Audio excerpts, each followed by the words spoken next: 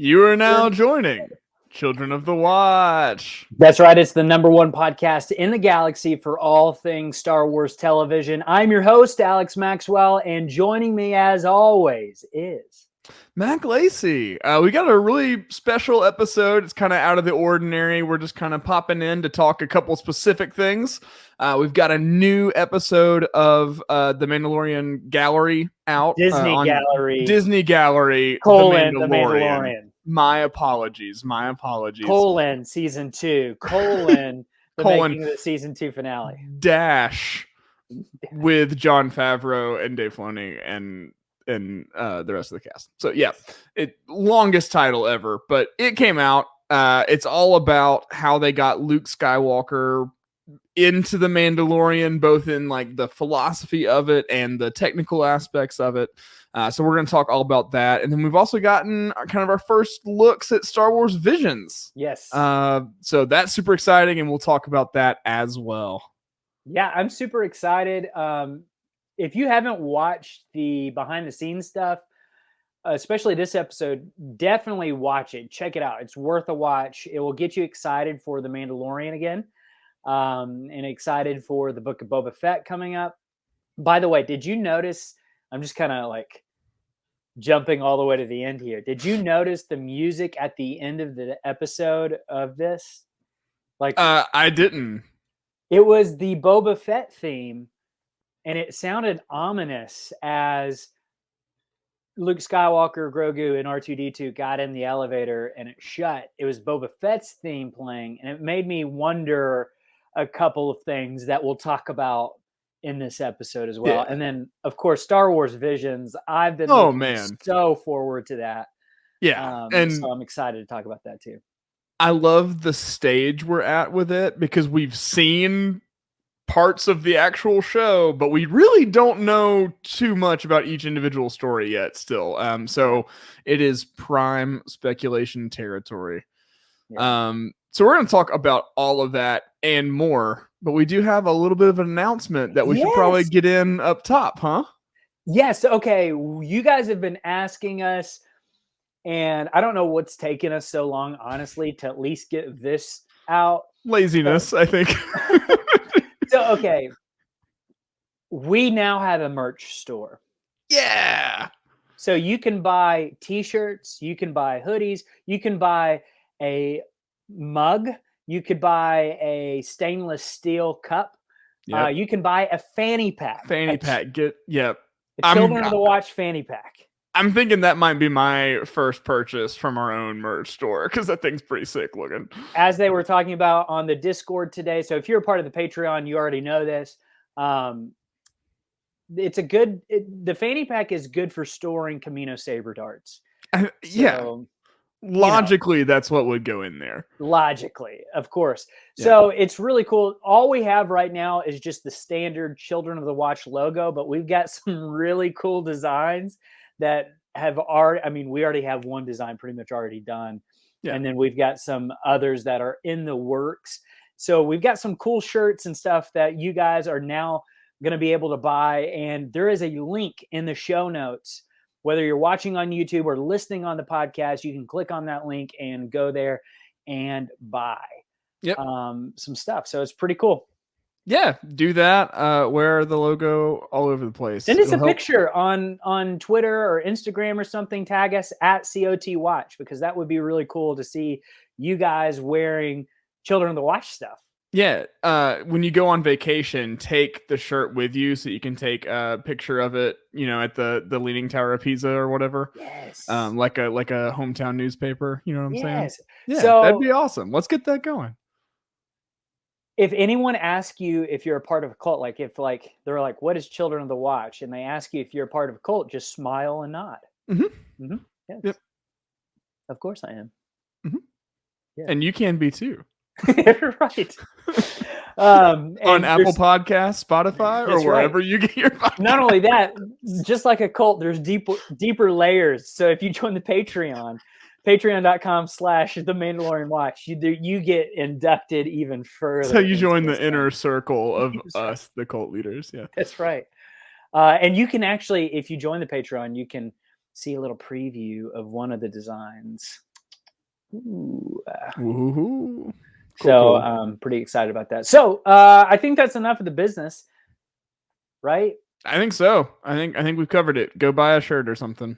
Okay, so what stood out to you in the Disney Gallery, colon, The Mandalorian, colon, season 2, colon, the making of season 2 finale? Break into Electric Boogaloo. Yeah, so there was a lot. There was a lot that stood out to me. Many very just emotionally driven moments, especially everything with Mark Hamill. Just seeing him get to interact with the character again, the character that he really pioneered and brought into the world. It's the character of Luke, or at least the performance aspect of it is, kind of like a child almost to him, it seems like. And I love that he's still interested in parenting that child, It's really cool to see how much ownership he takes over that character. And like they even mentioned it, like he even in the interviews and stuff, he was saying he just assumed that they would recast. And but clearly it was a big deal to him for them to ask him back to come and do that stuff. So I thought that was really cool. They spent a lot of time defending not doing the deep fake. Yeah. A lot of time of like, hey, listen, number one, it wasn't as good as it is now in 2019. Also, there's some moral, ethical things that go with it. It's like, okay, we get it. Like, you'll do it next time. It's no big deal. It's fine. It's all good. Like, we're not going to attack you for it. Like, we know that next time Luke Skywalker shows up, which I'm kind of feeling like he is going to show up again. Yeah. Maybe not a lot, but he will, I think. Right. Like I don't think in the book of Boba Fett or anything like that, but I think I don't know. Maybe. All right. Well, let's put a pin in that. We'll come back to that topic. Right. Just pin in that. Pin that right there. Yeah, I don't know, but we're definitely we're gonna see this version of Luke again, I think. Yeah. Yes. Yes. Yeah. They went through all this effort, and I know they give a big talk about the legacy aspect of it, making sure they're handling it correctly and everything. But I really think they're investing in this much because they're planning on having Luke kind of sprinkled in a lot of stuff. Yeah, so we'll see deep fake Luke later. Though I will say the guy that they got to play him like physically there, Max the stand-in. I was like, let Max the stand-in just be Luke. Yeah, he looked, he sold it for sure. He looked a lot like Mark Hamill. He had sort of the same like attitude aura about him that Mark had at that time. Mm-hmm. His name starts with an M, so I think it's a logical name. Progression. It's pretty cool. Like he's kind of like already like Cher. Yeah. Bono. Sting. Prince. Beyonce. Mm-hmm. Max. Max, the stand-in. Yeah. So up there with the greats. Yes, up there with the greats for sure. Okay. So you're a big technical guy. You are someone who like the behind the scenes stuff more than anybody that I know. Because like you do that kind of stuff. So like what are some things that you learned in this episode that you didn't know before? I mean, just the process of how they actually do the facial reconstruction stuff. So whether it be a fully CGI character or a for anyone who's not watching, Alex is eating on getting dinner in when you can, I guess. So I'm just gonna push through while yep. All right, I'm gonna push through it. Yeah, but just seeing how the actual process of the facial recognition stuff, how they sample, different things from like they're even going into like interviews, like audio books that actors have read to get voice stuff. They're just like taking all these scraps and amalgamating it into a digital creation to tell a story, to bring a character to life. It's crazy, just the extent that they go to find references and stuff for that. Yeah. But yeah, that was super cool getting to learn about the egg. How Okay, they so will you explain that to me, because I don't think I fully understood that. I don't. This is the first time I heard of it was earlier today when I watched the Yeah. thing. So I'm not. I don't know much about it. But from what I understand, basically they were taking him off the soundstage into the egg to basically redo the camera angles and stuff they had already gotten, and to mimic the lighting, but so that they could get like super duper high resolution, super clear, crisp imagery to like remap textures and stuff onto his face. Interesting. And they have the lighting panels and everything so that they can simulate the different lighting environments that the character's going through in the scene. Yeah, I don't know. So I think it probably just aids and makes it faster to do all the modeling work. You're just kind of capturing your textures in real time. That's cool. So I don't know the ins and outs of it, but I thought it was just something cool to learn about. Just I had never even thought of that being a step in the process or anything. So really cool. So okay, Luke Skywalker's back. What I really loved about the episode is that in the script it was Plo Koon instead of Luke Skywalker, which, if you know anything about Dave Filoni, Plo Koon is his favorite character of like all time. Yeah, I've always wondered what the basis of that is. It's got to just be on look, right? Because until Dave took an interest, there was no character to speak of. There was just a look, Right. It's like, oh yeah, Plo Koon, he was on the Jedi Council, sat in some meetings, and died in a starfighter. That was the resume there. Maybe. Dun dun dun. But I don't know, like, reading the script then, like, how disappointed would you be reading the script? Because like the actors didn't even know, right, that it was going to be Luke Skywalker. Right.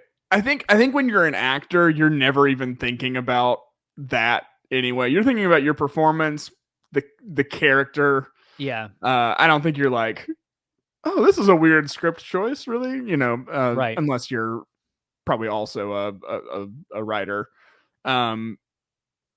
But yeah, I mean that it was funny to me how they how the efforts the lengths they went to cover their tracks on it. Like even making fake dailies like with Plo Koon's head, doing fake scripts and like just I guess they put so much effort into that one moment. They just didn't care about the Ahsoka Cobb Vanth thing. Like, you know what I mean? It's like, we're going to put all of our effort into making sure no one knows that this is Luke Skywalker. Who cares about if people know if Ahsoka's coming or Cobb Vanth?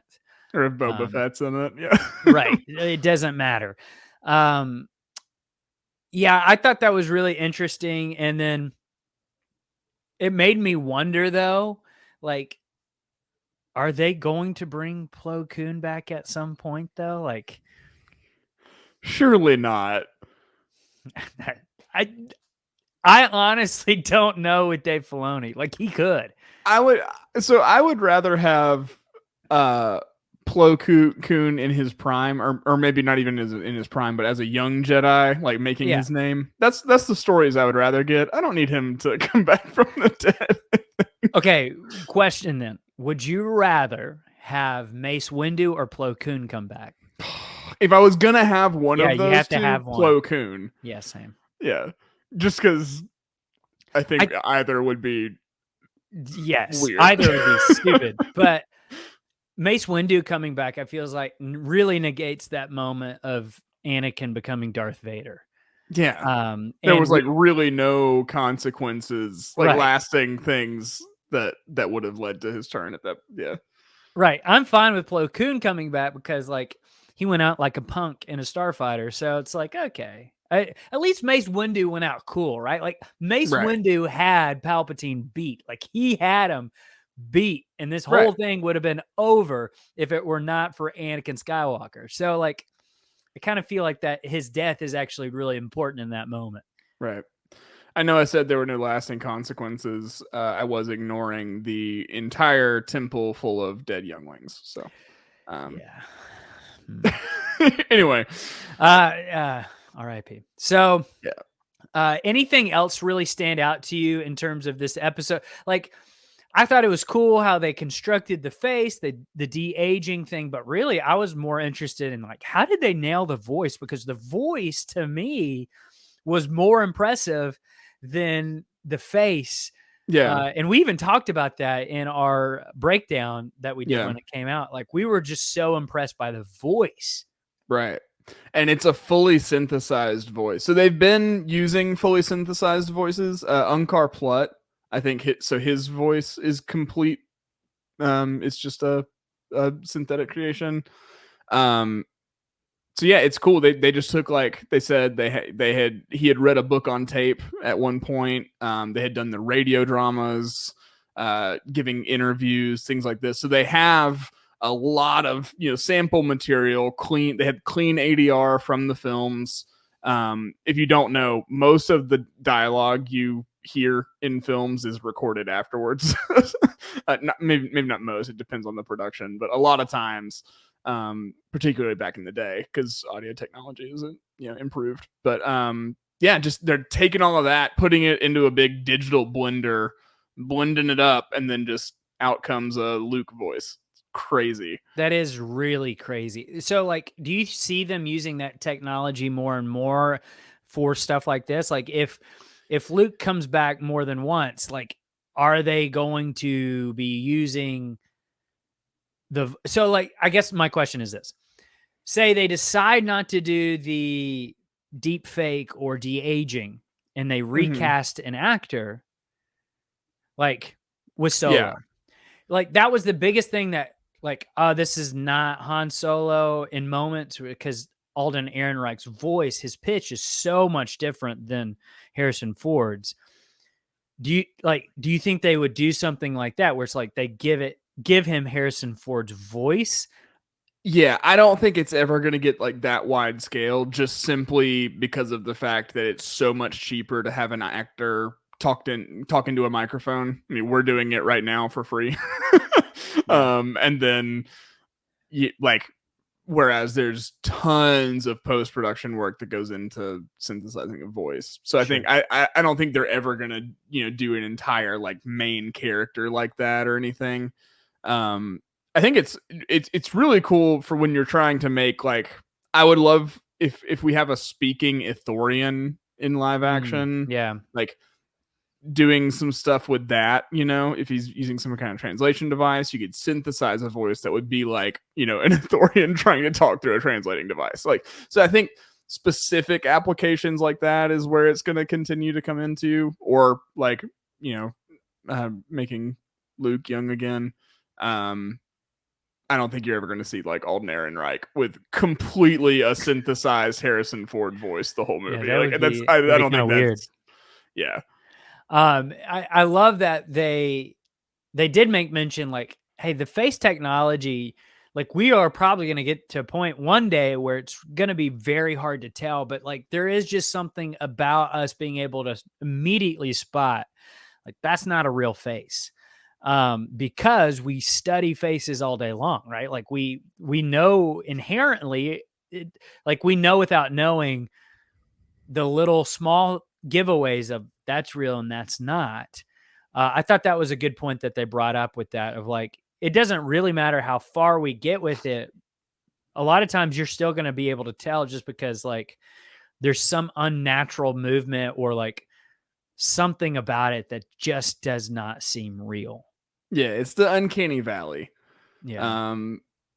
Like they were saying, like all of us are experts in human faces. So we know like we spend a lot of time looking at them. Like every person we're talking to, we're looking at their face, so it makes me wonder, like, how did the artist at Westworld really just come up with those amazing faces?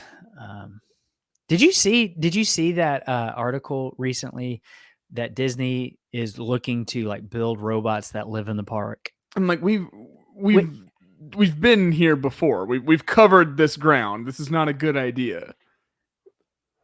But seriously though, think about it. You're at Galaxy's Edge, right? Yeah. And then Kylo Ren literally murders you.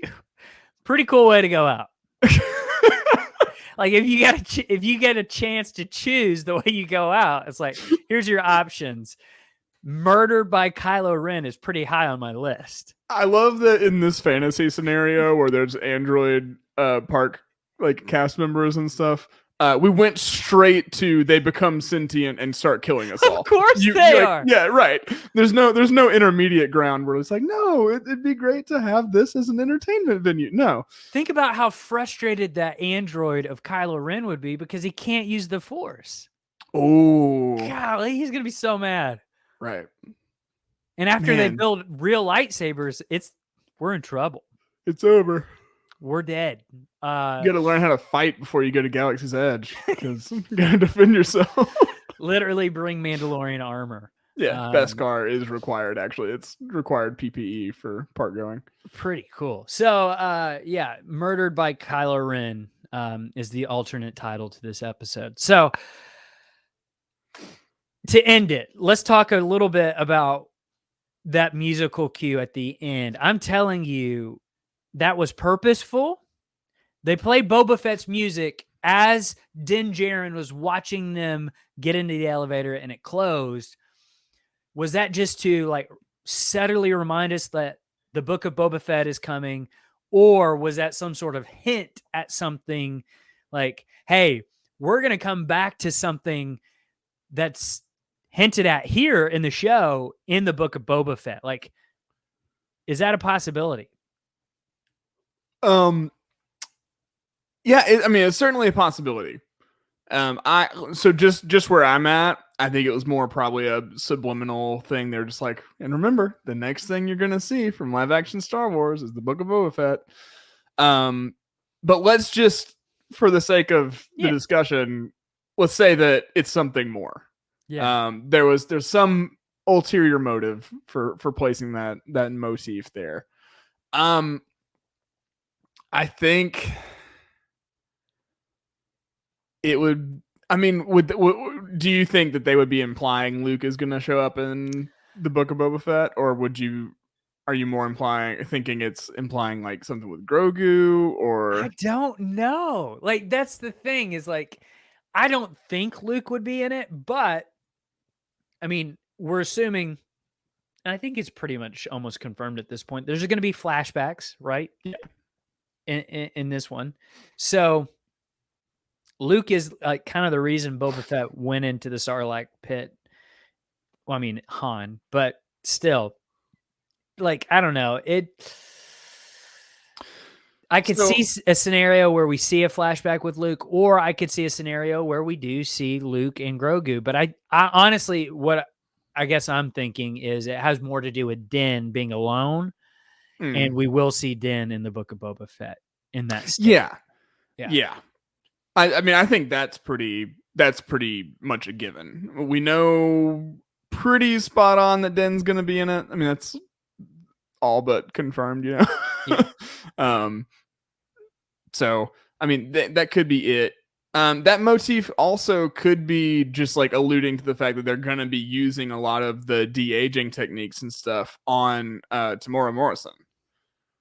For flashbacks and stuff like that. So we might be getting a lot of him as like younger Boba. Or Jango. True. Yeah. Which would be awesome. Yeah. But like we've never seen Boba with that face and everything as an adult. That is true. That is a very good point by you. Like imagine like the movie Clones, but it's Boba Fett. And hopefully with a real suit of armor. So like What if he runs into other clone? I mean, like, that goes into the rumors. This is just rumors and speculation that Commander Cody is going to be in Obi-Wan Kenobi. I mean, it's like, if they're doing it for that, why not do it for the Book of Boba Fett? Yeah. I mean, as we know, clones and cloning, it's so hot right now. So hot right now. Cloning is so hot right now. Oh, by the way, we didn't get to talk about this on the show. That mountain was Mount Tantus. Yes. From the Bad Batch. Uh-huh. Which, if you are completely lost, number one, go back and watch the Bad Batch and then join us for the Bad Batch recap. Go and listen to those episodes. But there was a mountain at the end of that episode where they took, basically they're cloning in that mountain because cloning's so hot right now. But that mountain is from Legends, like the old EU, and that's the mountain Thrawn used to clone Jedi. So Right. I think Thrawn is really into cloning right now because it's so hot right now. I mean, so hot. So I think whatever Thrawn is up to. So again, if you haven't listened to the Bad Batch recap, you didn't watch the Bad Batch, I'm telling you right now, my speculation that Thrawn is looking to clone something. Yeah. And he might be using that exact mountain from the Bad Batch. Yeah. To do it. I mean, we've been speculating along these lines even as early as Mandalorian season 2. With the mention of Thrawn and then, like, you know, Pershing's experiments and stuff like that. We've already kind of been making that connection even as far back as that. Well, I mean, I mean, even as far back as season 1, though, like, you know, Pershing was doing weird things with Grogu. Right. I think I meant, I don't know why I said season 2. Yeah. So, but then, like, Quill mentioned Strandcast, right? Like, they're kind of like been setting it up since season 1 that something's going on with cloning. Right. I mean, we still don't know, like, what they wanted with Grogu. Right. Yeah. And everyone assumes it has something to do with Palpatine, and it might, but I think it's not Snoke. I don't think it's Palpatine, though they will use what Thrawn is doing, and it's a separate third thing. Yeah. They're the end of all of this process, but there's a big thing in the middle that we don't know about yet. And that's what we're building to. Right. So, like, Snoke is a clone. He's a created thing, but he can use the Force. Someone had to figure that out first. Right. That's what I think Thrawn did. Yeah, I think so. I think that's where we're heading. All the signs are pointing there. We've got everything. Like, this is the first time I've really honestly gotten that everything is canon, everything's happening in a shared universe feeling. Yeah. Because, like, everything has still felt just like its own isolated story, kind of like the sequel trilogy. That's a thing, you know. Then you've got the prequels; those are a thing. Original trilogy is kind of mixing into all of it because it was the first one. It's been around the longest, but this really feels like, okay, everything that's coming out Star Wars right now is all, we're telling individual separate stories, but we see the threads coming together. It's fun because, like, we don't get to do this a lot in Star Wars like other franchises do, like specifically Marvel, but I'm also thinking about stuff like Lost, TV shows like that, where it's based on or Game of Thrones, even. Like, you get to speculate, okay, we're seeing all the threads, but where is it leading? Star Wars has always, for the most part, been pretty straightforward with a lot of things. Now, I'm not saying, like, of course, like the Darth Vader being the father, Leia being the sister, like all those things we didn't see coming. Those were huge reveals, but, like, that happened so long ago. You know what I mean? Like, we don't get to have as much fun speculating over those things and seeing all the threads weave together to make, we talked about this, we hope for this, and then it happens. Right. And then it turns out Mephisto is behind it all. So this, like, it feels right now a lot like 2015 did, like leading up Yes. to The Force Awakens, because like The Force Awakens, we had a bunch of information to go on that we were speculating from. Yeah. I felt like we had a lot more official information coming out about that movie, maybe because they felt like they needed to push more on the marketing side. I Yeah. don't know. But like we have a lot of information now that's come through the last few shows and stuff that have come out. And so like it feels like that level of speculation again. Whereas like even after after The Force Awakens with The Last Jedi, there was still a lot of unanswered questions. And then like after The Last Jedi, he kind of killed it because it's like, well, I mean, Snoke is dead. So like what we were like the fun speculation had to do with Snoke, and he was dead. So it's like, which is great. Like it was a great twist. I love it's right for the story. But like it killed momentum on speculation because it felt like The Last Jedi kind of wrapped up in its own thing. and we were like, right there. Right. and we were like, what's coming next? We don't know. There's really nothing to go off. It's just, and we just like walked right into it blind, you know? Well, and I think that's what's so cool about the way The Mandalorian season 2 ended. We felt almost the same way we did about The Last Jedi of like, okay, what's next? But then The Bad Batch came out and re-upped everything of like, oh, no. These two things are all in one world, and we're building towards something, and it matters. And so it's like, okay, I'm down for that. Like, I love those connections that you see. Like, if I'm watching The Bad Batch, I see the connections to The Mandalorian, right? I see the chain codes, which they talked about on this Disney Gallery thing. Yep. I see that, and I see the cloning. I see Mount Tantus, which is connected to Thrawn. Like all these subtle things, they're not just outright saying, but you've got to make the connection as the fan. I'm down for more experiences like that. Like it makes you want to watch it all, because then it's like, I got to find the clues to figure out the puzzle. Like that's fun. That's just fun to do. So like any more opportunities to do that in Star Wars, I love, because like I love doing that with Marvel stuff. I love seeing how, Loki might be connected to the new Spider-Man movie, or, like I like doing that. I want to do that with Star Wars. Right. So they're kind of doing that. Yeah. And I mean, if you'll remember at the end of season 2 of The Mandalorian, I was pretty hesitant of the direction that stuff was going. I was a little worried about taking it into a more Marvel-like model. Yeah. If you will. I hate that that everything just gets compared to Marvel that has any kind of shared universe type stuff. Well, they're the best to do it. Yeah. So yeah, I feel like we have more material coming out than I thought like I was going to feel like there was coming out, Yes, and there's more opportunities to tell good, solid stories, because we're getting this super good, tight story with the Bad Batch. I'm invested in those characters. We're seeing them, go through their entire arc. And then it's just here and there added to it. We're getting pieces of this overarching story. And I like how that's happening. Like, season 2 of The Mandalorian felt like, okay, every episode we're just trying to introduce a new character and stuff like that, and that's kind of what put me off a little bit.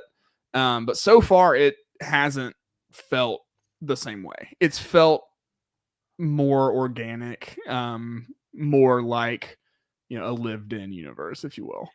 I wonder if like by the Book of Boba Fett, even if we can look back on season 2 of The Mandalorian and be like, that's why they were doing that. It's because they were like, this was the quote unquote Iron Man 2 of the Mandalorian verse. It's like, really, like, okay, like I see what you're doing with all these cameos now, because you're setting something bigger up than we didn't even really know about before, which makes sense in hindsight. So yeah, that's cool. Like I really like that idea of the shared universe within Star Wars, right? Like I'm still curious to see if Omega makes any sort of impact on the Book of Boba Fett. Yeah, So, especially. I we'll mean, see. I would love it if we met an older Omega, an older Boba Fett. They're the same age, and they have a history, and we don't get it. But you Yes, can yeah, tell that they have a history that'd together. be cool. And And so, like, she's Omega just shows up in the book of Boba Fett, plays her part, and maybe exits. And we don't have that middle piece. And we get to figure the middle piece out. yeah. It would be really cool if she's like wearing pieces of each of their armor.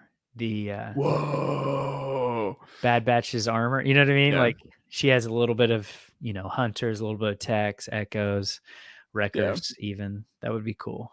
Yeah. That'd be nice. With Crosshair's gun. Let's go.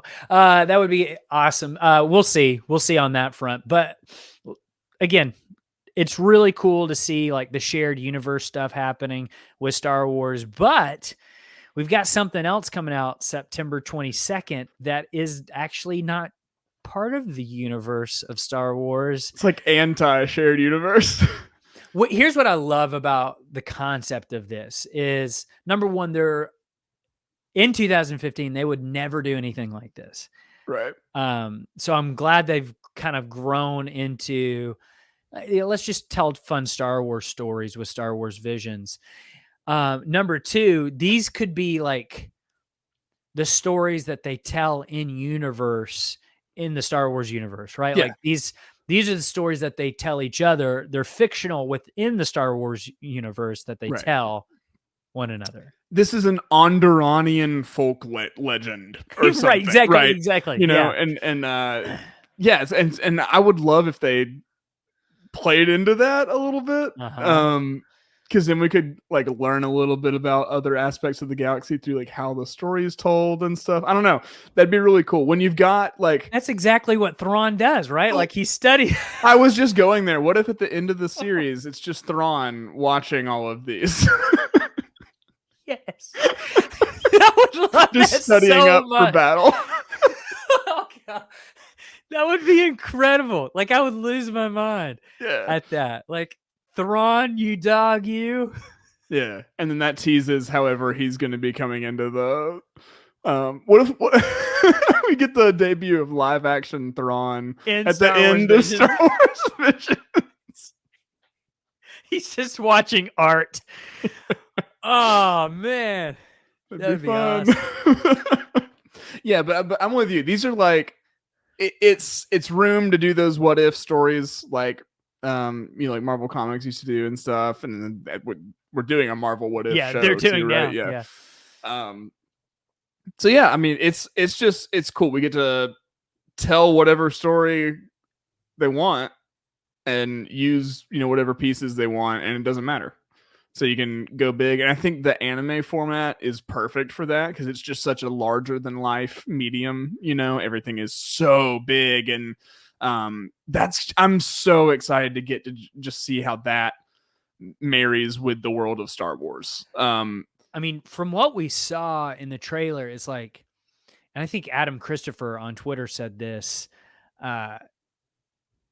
It's going to be really hard to go back to some of the visuals after seeing what we saw in the trailer. It's like, wow, like imagining Star Wars in such a way that you've never seen before, which is really cool.